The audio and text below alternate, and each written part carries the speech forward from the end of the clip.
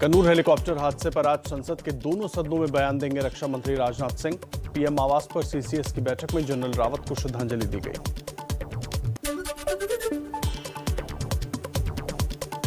General Bipin Rawat समेत सभी 13 लोगों का पार्थिव शरीर आज शाम तमिलनाडु से दिल्ली लाया जाएगा।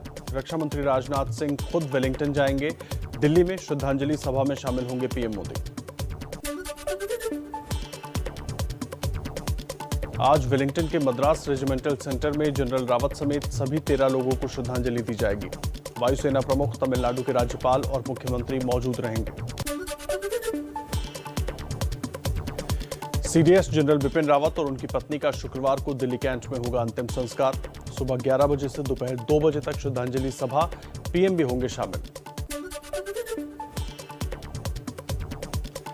देश को बहुत बड़ा नुकसान। तमिलनाडु के कन्नूर में हेलीकॉप्टर क्रैश में सीडीएस जनरल बिपिन रावत, उनकी पत्नी मधुलिका रावत समेत 13 लोगों की मौत। ग्रुप कैप्टन वरुण सिंह की हालत नाजुक, इलाज जारी। तमिलनाडु के कन्नूर में सेना का हेलीकॉप्टर MI-17 क्रैश। हेलीकॉप्टर में सवार थे सीडीएस बिपिन रावत। दोपहर 12:40 पर हुआ था हादसा। हादसे का शिकार MI-17 हेलीकॉप्टर में सीडीएस बिपिन रावत की पत्नी मधुलिका रावत भी सवार थी। विमान में कुल 14 लोग सवार थे। Brigadier LS leader, lieutenant colonel Harjinder Singh, havildar Satpal भी हेलीकॉप्टर में मौजूद थे। सीडीएस जनरल बिपिन रावत के असमय निधन से शोक में डूबा देश। आज अपना जन्मदिन नहीं मनाएंगी कांग्रेस अध्यक्ष सोनिया गांधी। कार्यकर्ताओं को किसी तरह के जश्न से दूर रहने के निर्देश। कांग्रेस नेता राहुल गांधी ने भी ट्वीट कर हेलीकॉप्टर हादसे पर दुख जताया। लिखा, जनरल रावत के परिवार के प्रति संवेदनाएं। ये एक अभूतपूर्व त्रासदी है। इस दुख की घड़ी में पूरा देश साथ खड़ा है। हेलीकॉप्टर हादसे पर पूर्व ब्रिगेडियर सुधीर सावंत का बड़ा आरोप। कहा, यह हादसा नहीं, साजिश है। एलटीटी के स्लीपर सेल पर शक, एनआईए से कराई जाए जांच। पुलवामा में सीआरपीएफ के जवानों के शहीद होने के बाद 2016 में पाकिस्तान के खिलाफ सर्जिकल स्ट्राइक की प्लानिंग में बिपिन रावत की अहम भूमिका थी। भारतीय सेना ने पीओके में कई आतंकी कैंप को ध्वस्त कर दिया था। और इस दुखद हादसे से जुड़ी कुछ और अहम खबरें अब आपके सामने तेज रफ्तार।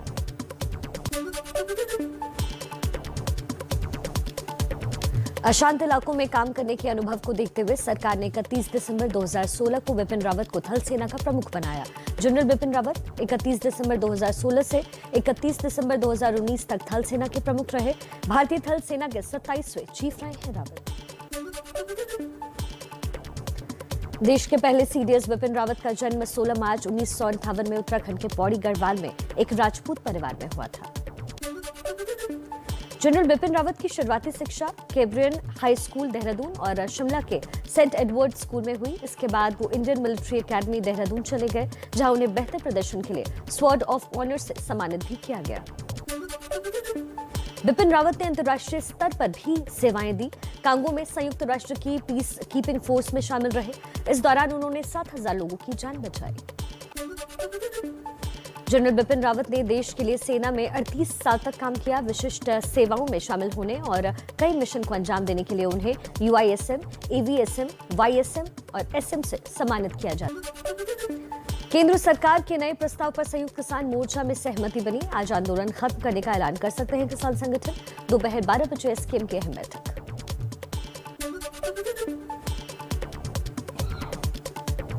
संयुक्त किसान मोर्चा के नेता योगेंद्र यादव का बयान। बोले, सरकार का प्रस्ताव मंजूर, औपचारिक चिट्ठी के बाद धरना खत्म करने का ऐलान करेंगे। तो 12 बजे तक चिट्ठी को देख के हम मोर्चे उठाने की फॉर्मल घोषणा कर सकते हैं।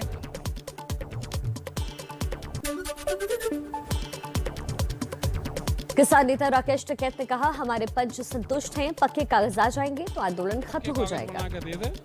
और पक्के कागज आ जाएंगे तो सहमति करीब करीब सी बन जाएगी।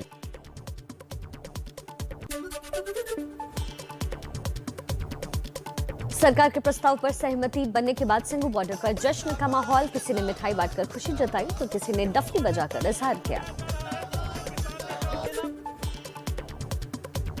किसान आंदोलन को लेकर प्रधानमंत्री आवास पर बड़ी बैठक हुई। प्रधानमंत्री मोदी, गृह मंत्री अमित शाह और कृषि मंत्री नरेंद्र सिंह तोमर मौजूद रहे। आंदोलन के दौरान किसानों की मौत पर राज्यसभा में गृह राज्य मंत्री नित्यानंद राय का लिखित जवाब। कहा, किसानों की मौत के बारे में जानकारी राज्य सरकारों के पास रहती है। चलिए अब आगे बढ़ते हुए राजनीति से जुड़ी कुछ अहम खबरें देख लेते हैं फटाफट अंदाज में।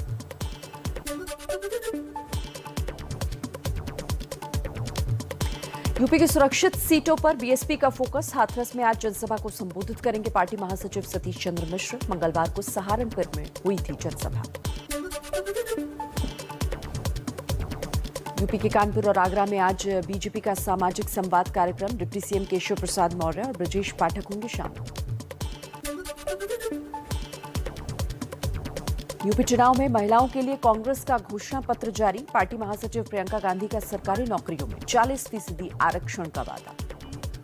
बहुत समय पहले बनी थी। ये कांग्रेस पार्टी की सोच थी। इसी सोच को आगे लेते हुए, आगे बढ़ाते हुए हमने ये एक महिला घोषणा पत्र बनाया है, जिसमें हम ये कहना चाहते हैं कि हम महिलाओं को सचमुच सशक्त बनाना चाहते हैं।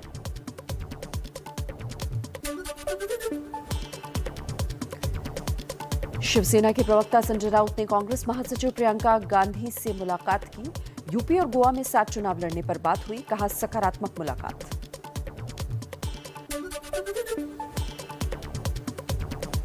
वाराणसी में ओम प्रकाश राजभर का विवादित बयान। मच्छर से की बीजेपी की तुलना। कहा, उनके लिए डंडा, रस्सी और मच्छरदानी लेकर जनता बैठी है, बीजेपी को उलट देगी। कोरोना के नए वेरिएंट ओमिक्रॉन पर संसद की स्वास्थ्य संबंध समिति की आज बैठक। स्वास्थ्य सचिव डीजी आईसीएमआर भी मौजूद रहेंगे। कोरोना के नए वेरिएंट ओमिक्रॉन को लेकर आईएमए की अपील। सरकार से हेल्थ केयर फ्रंटलाइन वर्कर्स के लिए वैक्सीन की अतिरिक्त डोज देने और 12 से 18 साल के बच्चों के टीकाकरण में तेजी लाने की मांग की है। अभिनेत्री जैकलीन फर्नांडीज को ईडी का समन। 200 करोड़ के मनी लॉन्ड्रिंग मामले में आज फिर पूछताछ होगी। संपत्ति जब्त हो सकती है।